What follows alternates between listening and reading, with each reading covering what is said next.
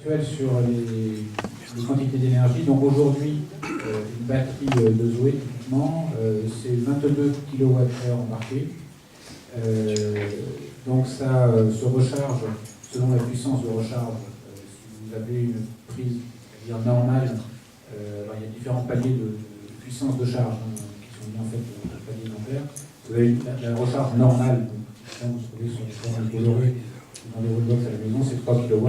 Donc 22 kWh, 3 kW, c'est 8 heures à peu près de recharge, donc c'est la recharge de la nuit. Vous pouvez également avoir des recharges plus rapides. Ce qu'on recommande, parce que les batteries vont maintenant augmenter en taille, quand vous installez des bornes de recharge chez vous, c'est plutôt de mettre 7 kWh. Donc 7 kWh, vous allez charger en 7 kW, pardon, vous allez charger en 4 heures. Et puis, effectivement, sur la voie publique, ce qu'on appelle la recharge accélérée, c'est 22 kW. Ça permet de recharger la Zoé en 1 heure, voire 43 kW, qui permet de recharger en demi-heure. On y a en général 80% en 20-25 minutes, parce que vous n'êtes pas obligé d'aller jusqu'au bout. En général, la fin de la recharge est un peu plus lente. Voilà pour la recharge. La durée de vie des batteries, typiquement, c'est lié à l'usage, le nombre de cycles, le nombre de kilomètres qui sont effectués, mais on prévoit une durée de vie de 8 à 10 ans automobile, c'est-à-dire la batterie va petit à petit quand même perdre en capacité, et on garantit dans le système de location de batterie au moins 75% de la capacité initiale, et quand c'est en dessous de 75%, on change la batterie, donc encore une fois, ça permet de durer 8 à 10 ans. Question sur la location des batteries pour poursuivre. Donc effectivement, aujourd'hui, on loue les batteries. La demande, effectivement, dans certains cas... alors, ce qu'il faut voir, c'est que c'est compliqué souvent effectivement à expliquer et à intégrer pour le client, parce que c'est pas habituel. Les gens, quand ils achètent la voiture, ils veulent aussi acheter la batterie. Mais la réalité, c'est que c'est un vrai avantage pour le client. On ne l'a pas fait c'est vraiment fait pour faciliter la vie du client, parce que ça évacue, ça permettait de lisser le coût de la batterie, parce que bien sûr, l'idée c'est de dire, en fait, l'allocation de la batterie plus le coût de l'électricité, ça correspond à ce que vous payez en essence, voilà, plutôt que d'avoir le coût de la batterie upfront qui ferait que le véhicule électrique, si on vend la batterie upfront, la Zoé passe à 25 000 €, 22 000 € au lieu de 15 000 €. Donc vous êtes tout vite beaucoup plus cher qu'un véhicule thermique. Alors que si vous louez la batterie, vous avez une location de 75 € par mois, plus 20 € d'électricité, ce qui correspond à peu près à ce que vous payez en essence sur le véhicule. Donc il y avait cette idée-là, mais la principalité, c'est surtout le fait que ça évacue tout problème vu du client sur la durée de vie de la batterie, justement. Donc, là, on commence à le voir, d'ailleurs, pour ceux qui n'ont pas adopté ce modèle-là, ceux qui ont vendu les batteries, vous avez des problèmes maintenant assez importants sur les reventes des véhicules au bout de 3 ans, parce que est-ce que vous avez vraiment envie d'acheter un véhicule avec sa batterie au bout de 3 ans, si vous n'êtes pas sûr, parce que c'est vous qui prenez le risque, qu'elle va effectivement durer une petite temps. Ça oblige les constructeurs qui ont fait le choix de la vente de faire des garanties de durée de vie très, très longues, qui leur coûtent aussi très cher, et eux de prendre des engagements de rachat qui aujourd'hui sont des bombes à retardement. Donc là au moins, nous on a clarifié les choses depuis le début. Ça ne veut pas dire qu'on ne va pas, effectivement, dans certains cas, on le fait déjà. Alors il y a certains clients, notamment en flotte, il faut absolument qu'ils payent tout la première année, donc à ce moment-là on fait des systèmes un peu sur mesure pour faire comme s'ils avaient acheté la batterie, tout en gardant la garantie sur la durée. Il y avait une question que je voudrais évoquer également sur, ça va facile de répondre, donc sur Twizy. Donc effectivement il y avait le fameux projet Twizy Way sur la commune de Saint-Quentin, qui était pour nous une expérimentation extrêmement utile.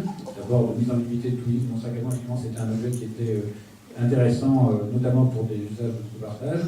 Alors ça s'est arrêté pas de notre fait, en fait nous on l'a vendu, on a fait cette expérimentation, c'était prévu sur une certaine durée, puis on a ensuite donné les clés du système à un opérateur, et effectivement ça n'a malheureusement pas pu continuer aussi longtemps qu'on aurait aimé, mais ça a été une expérimentation extrêmement utile et fructueuse. On a mis en fait beaucoup de choses, on a mis en ligne des Twizy, et effectivement, alors c'est pas directement lié, mais il faut savoir que maintenant il y a depuis quelques semaines 30 Twizy qui sont en autopartage à Lyon dans le système coloré de Louis. Donc ça reste pour nous, alors en fait, Renault n'a pas souhaité se positionner comme opérateur d'autopartage. En fait, on s'est rendu compte, notamment avec cette expérience, que c'était un métier à part entière, et qu'on avait finalement pas mal plus intérêt, nous, à vendre nos véhicules à des autopartageurs, quels qu'ils soient, et on a notamment un partenariat avec Bolloré sur le sujet, plutôt que de se positionner comme opérateur d'autopartage. C'est pour ça qu'on n'a pas, nous, continué à opérer cette activité. Alors, un mot sur l'hybride. Alors d'abord, l'hybride, il y a plusieurs choses dans l'hybride. Il y a l'hybride au sens hybride Toyota Prius. Alors il faut savoir que ce n'est pas un véhicule électrique. Quoi qu'on en dise, on en a publié ce matin. Ce n'est pas un véhicule électrique, c'est un véhicule thermique qui ne fonctionne qu'à l'essence, qui a effectivement une petite batterie à l'intérieur qui permet d'améliorer l'efficacité du moteur thermique, dans son sens effectivement que ça permet de faire de la récupération d'énergie au freinage, et ça permet effectivement de réduire la consommation et donc les émissions de CO2 du moteur thermique. Mais un hybride est un véhicule thermique. Pour nous, un véhicule électrique, c'est un véhicule électrique au sens où il se recharge. C'est un véhicule qui va effectivement utiliser pour rouler de l'électricité prise au réseau. Sinon, ce n'est pas un véhicule électrique. Encore une fois, on est dans une logique pure de réduction des CO2. Il y a plein de méthodes de réduire le CO2, y compris même des batteries. D'ailleurs, il y en a à peu près partout maintenant. Donc, la vraie question, c'est plutôt entre le véhicule électrique pur et le véhicule électrique et le véhicule hybride rechargeable. Le véhicule hybride rechargeable. Donc là, effectivement, c'est un vrai débat. Les deux technologies aujourd'hui sont présentes sur le marché.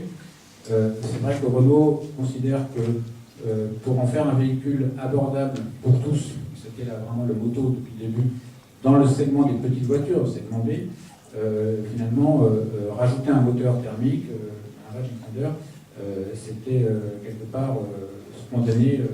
Le véhicule va être trop cher pour arriver à faire cet équilibre économique vis-à-vis du thermique. Et donc, on a vraiment misé sur le véhicule tout électrique. Ça ne veut pas dire que sur les voitures un peu plus grosses, l'hybride rechargeable ne fait pas de sens. Mais je veux quand même tirer l'attention sur le fait qu'un véhicule hybride rechargeable, il va être électrique selon l'usage qui va en être fait. Et ça, c'est quand même très important. C'est pas 100% électrique. Et dans certains cas, ça peut être très peu électrique. Je prends l'exemple des Pays-Bas, qui ont introduit en fait depuis 2 ans un système d'aide qui en fait a favorisé énormément le véhicule hybride rechargeable, parce que justement il y a les mêmes niveaux d'aide sur un véhicule rechargeable que sur un véhicule électrique. Il se trouve qu'aujourd'hui aux Pays-Bas, il se vend 4 à 5 fois plus de véhicules hybrides rechargeables que de véhicules électriques purs, sur très peu de modèles d'ailleurs, et c'est des grosses voitures. Et la conclusion, c'est que, ils se rendent compte que plus de la moitié des utilisateurs roulent majoritairement en thermique sur ces véhicules. Donc finalement, le gain de CO2 et de pollution n'est pas du tout celui qui a été espéré, alors que l'aide, encore une fois, est la même, qui est une opération. Deuxièmement, que ces véhicules, finalement, monopolisaient les places de parking. C'est énormément de places de parking avec des bornes de recharge, dans la ville d'Amsterdam, par exemple, mais en fait, qui ne se chargeaient pas, parce qu'en fait, leur batterie était pas suffisamment utilisée, donc finalement, ils monopolisaient les bornes de recharge que les véhicules électriques, du coup, auxquels les véhicules ne peuvent plus avoir accès sans se charger, parce qu'il frustre beaucoup d'acheteurs de véhicules électriques.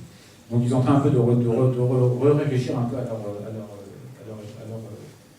leur système à cause de ça. Voilà, donc en gros, le véhicule hybride rechargeable, oui, dans certains segments de marché, à condition effectivement, c'est un surcoût qu'il faut tenir compte, et il faut tenir compte, vu de la puissance publique, en tout cas c'est ce qu'on préconise, du fait que c'est quand même beaucoup moins d'économie de CO2 et de pollution qu'un véhicule électrique. Et surtout, ça dépend beaucoup des véhicules. Voilà, ben je vais en venir donc à la problématique donc, du smart grid. Donc oui, j'ai dit tout à l'heure que le véhicule électrique pouvait être une partie de la solution et non pas seulement un problème. Donc ça, c'est vraiment la problématique de comment faire en sorte qu'on puisse piloter la recharge des véhicules électriques de manière à répondre effectivement à toutes les contraintes qui ont été évoquées. Et ce que j'ai voulu dire aujourd'hui, c'est que les solutions techniques existent et ont été testées dans plein de cas de figure. Et les simulations qui ont été faites, alors on parle souvent de la, vous connaissez ça beaucoup mieux que moi, je pense, de la Duck Curve, en Californie, mais pas seulement, où effectivement, avec le développement du photovoltaïque, on se retrouve effectivement dans une situation où il y a surproduction d'énergie pendant la journée, à certains lieux de la journée, et puis des gros pics de consommation au début et en fin de journée qui ne sont pas du tout intégrés par la production. Et là, effectivement, on voit bien que l'enjeu, ça va être de faire en sorte que le véhicule électrique soit chargé quand il y a en journée, au milieu de la journée, ou pendant la nuit. Ça tombe assez bien, parce que c'est quand même a priori les moments où ces véhicules sont garés. Les véhicules ils roulent justement au moment de ces fameux pics, ils n'ont pas de raison de se charger. Donc si on fait en sorte, si on évite que les gens branchent leur véhicule juste après, effectivement, être arrivé au bureau ou en arrivant chez eux à 19h le soir, on a au contraire tout ce qu'il faut pour faire en sorte que ces véhicules consomment l'électricité dans les moments, y compris l'énergie renouvelable, dans les moments où il y en a, et puis avec un pilotage qui permet de tenir compte de l'intermittence, puisqu'on peut arrêter la recharge, la recommencer en fonction effectivement du passage du nuage, du vent, etc. Donc on voit bien que d'un point de vue macro, ça fonctionne parfaitement. La question d'après, c'est comment on met ça en œuvre, comment on fait que ça marche, c'est quoi les acteurs, c'est quoi les business models qui font que ça va marcher. Et c'est là où je dis qu'il faut raisonner en dynamique. Il ne faut pas se dire, est-ce qu'on n'a pas toutes les solutions aujourd'hui qui existent, on va quelque part, par exemple, ne pas mettre de bornes de recharge rapide. Parce que justement, le jour où cette solution existera, on sera bien content d'avoir des bornes de recharge rapide. Parce que le jour où on aura cette solution, où on sera effectivement capable de piloter la recharge, et bien on voudra mettre beaucoup plus que 3 kW dans la voiture. Donc, voire en retirer un peu plus que 3 kW. Donc si on met aujourd'hui les tuyaux qu'on limite à 3 kW, sous prétexte que les gens ne l'utilisent pas intelligemment, alors qu'il y a très peu de véhicules et qu'en fait aujourd'hui ça n'est pas un problème. Ça n'est pas un problème. On peut essayer de des problèmes qui arriveront quand il y aura un million de véhicules sur une station où on en a pour l'instant, on en a vendu 15 000 l'année dernière, ça n'est pas encore un problème. Donc c'est un problème local, oui, bien sûr, au moment du positionnement des bornes de recharge, il faut faire attention à les mettre là où il faut pour qu'il n'y ait pas besoin de faire de renforcement de réseau indu. Alors, une petite parenthèse sur Tesla aujourd'hui qui installe des réseaux de superchargeurs partout en Europe, ils en ont installé déjà 150, ils sont en train de déployer toute la Côte d'Azur. Bon là effectivement c'est une aberration parce qu'effectivement ils arrivent en pleine campagne, ils veulent installer la borne de recharge rapide à 150, quelquefois même 6 fois 150 kW, ça fait 1 mégawatt installé en pleine campagne. Bon l'avantage c'est qu'ils payent. Donc là les opérateurs de réseau sont contents, ils installent la puissance, parce que Renault et Tesla ils règlent le problème par l'argent. Mais bon, ça c'est pas très intelligent. Par contre, quand on fait un peu attention, on les met, il faut mettre les bornes de recharge rapide, oui, il faut mettre les tuyaux les plus gros possibles. Quitte à effectivement dire aujourd'hui, c'est pas un problème de ce qui est passé de véhicule, et au fur et à mesure qu'on aura un plus de véhicules, on pilotera la charge. Et c'est ce qui se passe au niveau, alors ça c'est pas au niveau macro, mais dans les entreprises, c'est ce qui se passe maintenant.